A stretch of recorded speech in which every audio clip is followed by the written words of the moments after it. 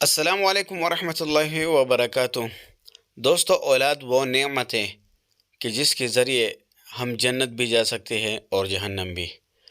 خوش نصیب ہے وہ لوگ جن کی اولاد نیک ہو، جن کی تربیت نیک ہوئی ہو، اور بد نصیب ہے وہ لوگ جنہوں نے اپنے بچوں کی تربیت غلط کی ہو۔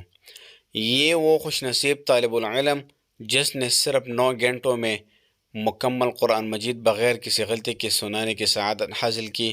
اللہ تعالیٰ اس کی اور اس کے والدین کی کاوش کو قبول و منظور فرمائے اور ہمارے لیے آخرت کی نجات کا ذریعہ بنائے۔